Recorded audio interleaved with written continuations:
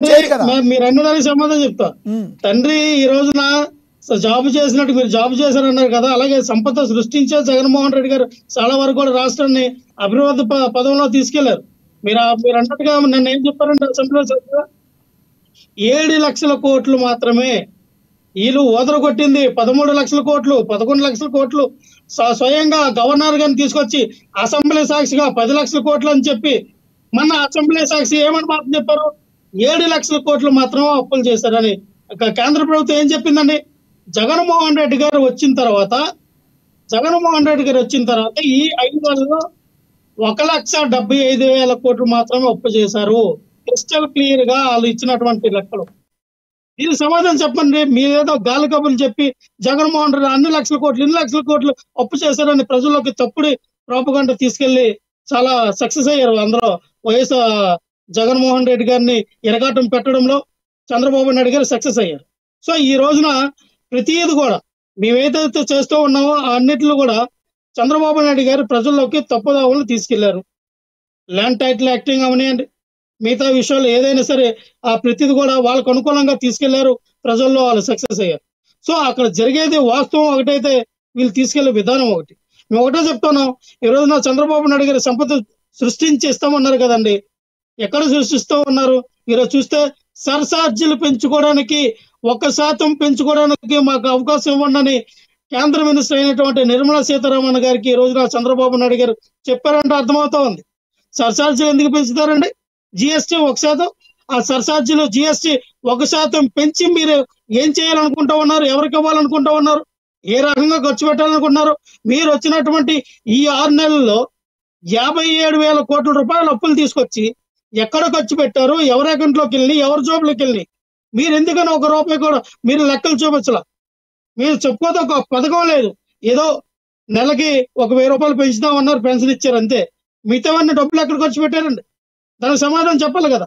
6 నెలల్లో మీరు 57,000 కోట్ల రూపాయలు తీసుకొచ్చి ఎక్కడ ఖర్చు పెట్టారు?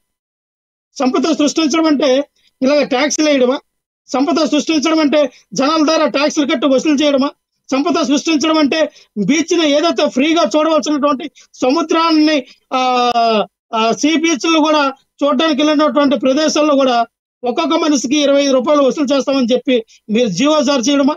ఇదే సంపద సృష్టించడం అంటే ప్రకృతి అందాలను చూడడానికి కూడా సాధారణమైన ప్రజలకి రైట్స్ లేవండి. అది కూడా డబ్బులు కొట్టి చూడాలా? మా హయాంలో మేము ఎక్కడ కూడా ఏ బీచ్లకి డబ్బులు తీసుకోలేదే, ఫ్రీగా కదా వెళ్ళారు. ఫ్యామిలీ మొత్తం ఫ్రీగా వెళ్ళి ప్రకృతి అందాన్ని ఆస్వాదించి వచ్చారు. సముద్రంలో తీర ప్రాంతాన్ని దేనికి కట్టాలి డబ్బులు? అంటే చంద్రబాబు నాయుడు గారు సంపదలు సృష్టి ఇస్తారనగానే ప్రజలందరూ అమ్మో చంద్రబాబు నాయుడు గారు సృష్టిస్తారేమో, క్రియేట్ చేస్తారేమో అనుకున్నారు. ఆయన సృష్టించలేరు. ఇప్పుడు ప్రజలందరికీ అర్థమైపోయింది 6 నెలల్లోనే. ఖచ్చితంగా ఇసుక విధానంగా అవనియండి, అవనియండి, అలాగా చంద్రబాబు నాయుడు గారు ఫెయిల్యూర్ అయ్యారు. కాబట్టి ఈ రోజున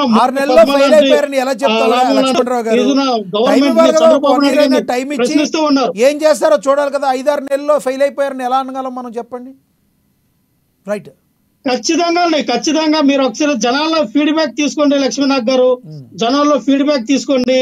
ఖచ్చితంగా కూటమి అనుకున్నంత ఫలితంగా వాళ్ళు పరిపాలించట్లేదు. వాళ్ళ యొక్క మినిస్టర్లు, ఎమ్మెల్యేలు సాక్షాత్ అసెంబ్లీ సాక్షిగా మాట్లాడుతూ ఉన్నారండి. అసెంబ్లీ సాక్షిగా మాట్లాడుతూ ఉన్నారు.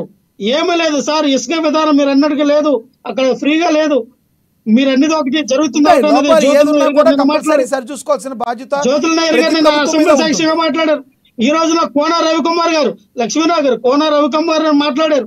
0 hour లో ఎలాగుందంటే డ్రైవర్ లేని కారు ప్రయాణం లాగా ఉంది సార్. కనీసం ఎవరు రాసుకున్నారో, ఎవరు దానికి సమాధానమో కర్త ఎవరో తెలియదు, దానికి రెస్పాన్సిబిలిటీ ఎవరో కూడా తెలియదు. ఆ విధంగా మీరు అసెంబ్లీ సెషన్ నడిపిస్తూ ఉన్నారు అని అనగానే ఆయన మైక్ కట్ చేసే పరిస్థితి ఏర్పడింది. జ్యోతుల నాయుడు కూడా మైక్ కట్ చేస్తారు. మీరు మీ యొక్క ఎమ్మెల్యేలకి, మీ యొక్క మినిస్టర్కి మీరు మైక్ కట్ చేస్తే జగన్మోహన్ రెడ్డి గారు రావాలి, జగన్మోహన్ రెడ్డి గారు 11 మంది ఎమ్మెల్యేలు రావాలి మాట్లాడాలంటే ఎలా మీరు మైక్ ఇస్తారని గ్యారంటీ ఉంది? మీరు అప్పుడు కట్ చేసిరా? మీ యొక్క ఎమ్మెల్యేలకే మీరు కట్ చేసింది, వాళ్ళకే సమయం ఏముంది? సీనియర్ నాయకులు, సీనియర్ ఎమ్మెల్యేలు, మినిస్టర్ వాళ్ళు ఒక్కోసారి 5 సార్లు 6 సార్లు గెలిచిన వ్యక్తులు, వాళ్ళకే మీరు మైక్ ఇవ్వకపోతే జగన్మోహన్ రెడ్డి గారికి ఏ విధంగా ఇస్తారో, ఏ విధంగా ప్రశ్నిస్తారని మేము అడుగుతా ఉన్నాం.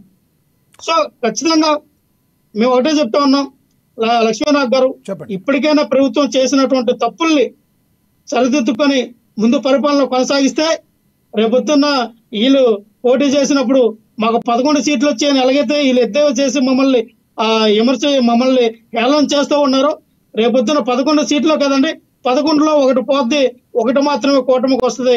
ఆ ఒకటి ఎవరు గెలుస్తారో మీకు వదిలేసాం. అది పవన్ కళ్యాణ్ గారు గెలుస్తారా, చంద్రబాబు నాయుడు గారు గెలుస్తారా, భువనేశ్వర్ గెలుస్తారా, ఎవరు గెలుస్తారో ఈ ముగ్గురులో ఒక్కలే ఈ 11లో ఒకటి పోద్ది, మీకు ఒకటే 2029లో కూటమి ప్రభుత్వానికి ఒక సీటు వస్తుంది అంటారు మీరు, అంతే కదా? ఖచ్చితంగా కూటమికి ఒకటే వస్తుంది. ఎందుకంటే మాకు 11 అన్నారు కదండి, రైట్, మాకు 11 వచ్చాయని హేళన చేశారు కదా. ఈ 11లో ఒకటి పోయి ఒకటి మీరు కన్ఫర్మ్ అవుతారు. రైట్ రైట్ అంటే హేళన చేసిన వాళ్ళు ఎవరికైనా శిక్ష వేస్తారని ఇప్పటికైనా తెలుసుకున్నారు మీరు, అంతేనా? ఖచ్చితంగా ప్రజలు శిక్ష